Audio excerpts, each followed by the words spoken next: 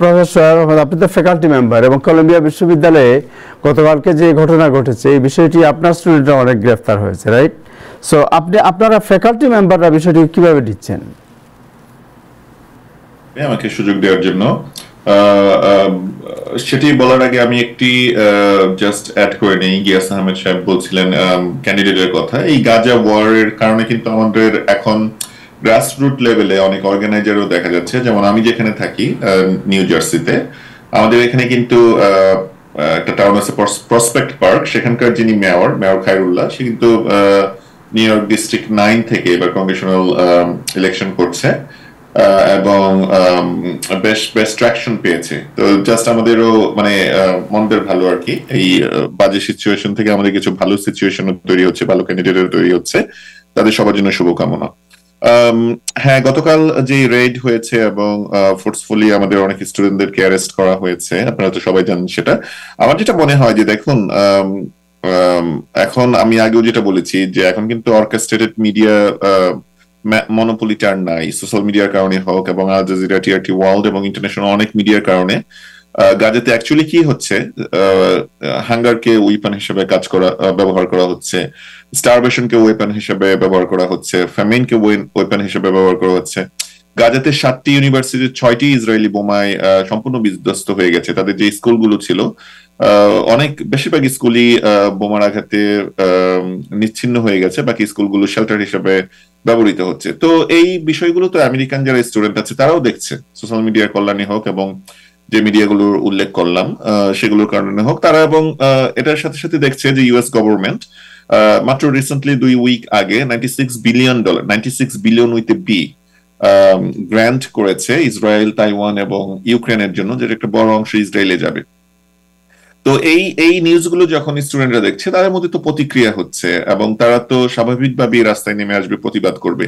আমি ব্যক্তিগতভাবে কলম্বিয়া ইউনিভার্সিটিতে এই ক্যাম্পেইন শুরু হওয়ার পর যতবার গিয়েছি ততবারই আমি এটা অত্যন্ত শান্তিপূর্ণভাবে দেখেছি। আমি কোনো রকম বিশৃঙ্খলা দেখিনি এবং যেটা অ্যান্টিসেমিটিজম বারবার বলা হচ্ছে এবং বলা হচ্ছে যে অনেকে আনকমফোর্টেবল, আমি তো ব্যক্তিগতভাবে সেটা কোনো পর্যবেক্ষণ করিনি। মানে এই দলে দলে পুলিশ চলে আসা, শুধু গতকাল হ্যামিল্টন হল বা হিন্দ হল এর অবস্থান ধর্মঘটের কারণে না, তার আগেও কিন্তু পুলিশ চলে এসে 100-র বেশি স্টুডেন্টদেরকে অ্যারেস্ট করেছে বিনা কারণে।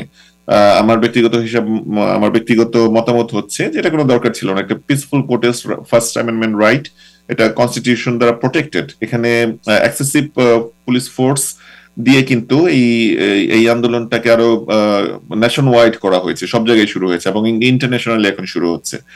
তো স্টুডেন্টদেরকে যদি আমরা তাদের শান্তিপূর্ণ প্রোটেস্টটা করতে না দিই এবং তাদেরকে যদি অ্যারেস্ট করি, সাসপেন্ড করি, টার্মিনেট করি, এটা তো ভালো কিছু বয়ে আনছে না। এবং আমি দেখেছি যে গতকালকেও অনেক ফ্যাকাল্টি মেম্বাররা তাদের বেস্ট পরে একটা স্টুডেন্ট এবং পুলিশের মাঝে একটা ব্যারিকেড, যদিও স্বল্প সংখ্যক, করার চেষ্টা করেছে। এবং একটা ডিফারেন্স আছে যে যারা বলে যে আমরা ক্যাম্পাস আনসেফ, একটা কিন্তু ছোট ইনসিডেন্টও নাই যেখানে কোনো স্টুডেন্টকে ফিজিক্যালি অ্যাসাল্ট করা হয়েছে বা ভার্বালি অ্যাবিউজ করা হয়েছে, আমরা খুব বেশি শুনিনি। তো আমাদের একটু আনট্যাঙ্গেল করতে হবে। যখন যদি কেউ বলে যে আমরা আনসেফ ফিল করি ক্যাম্পাসে, এটা মানেটা কি? তুমি যদি ফিজিক্যালি অ্যাট্রাক্টেড না হও, তুমি যদি ভার্বালি অ্যাবিউজ না হও, তাহলে তুমি কি আনকমফোর্টেবল ফিল করো? অনেক অ্যাফিলিয়েশন থাকতে পারে ইসরায়েলের প্রতি, অন্য কোনো কান্ট্রির প্রতি, বিদেশি স্টুডেন্টরাও আছে।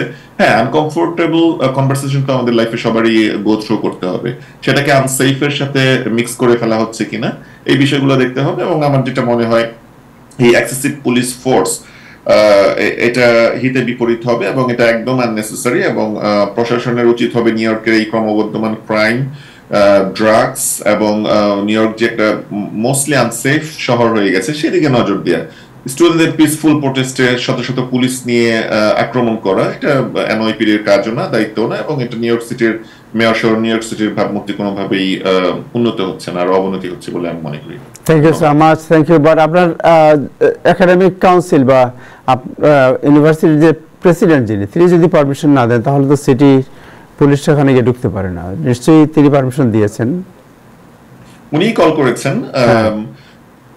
এবং দেখুন ব্রাউন ইউনিভার্সিটি আরেকটি আইভি লিগ ইউনিভার্সিটি, ওরা কিন্তু গতকালকে ওদের যে এনক্যাম্পমেন্ট ছিল ওরা স্বেচ্ছায় সেটা প্রত্যাহার করে নিয়েছে, কারণ ইউনিভার্সিটি একটি এগ্রিমেন্ট রিচ করেছে, সেটা হচ্ছে যে তারা ভোট করবে তাদের সিনেটে এবং তাদের যে বডিগুলোতে আছে সেখানে তারা ভোট করবে যে ইসরায়েলের সাথে তাদের যে ডাইভেস্টমেন্ট, যেটা স্টুডেন্টদের মেইন দাবি, সেটির পক্ষে একটি গণতান্ত্রিক উপায়ে ভোট করবে। এবং এটা কিন্তু একটা গ্রহণযোগ্য সমাধান, স্টুডেন্টরা ওইটা মেনে নিয়েছে এবং তারা ডিসএঙ্গেজ করে তারা ক্লাসরুমে ফিরে গিয়েছে।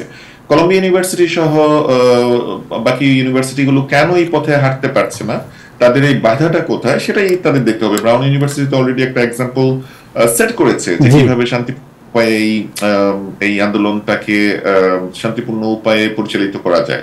সেখানে কেন কলম্বিয়া পারছে না? আমার তো মনে হয় এটা প্রশাসনের ব্যর্থতা এবং অতিমাত্রায় রাইট উইং এবং অতিমাত্রায় যারা প্রো ইসরায়েল তাদের চাপের কাছে নতি স্বীকার করা।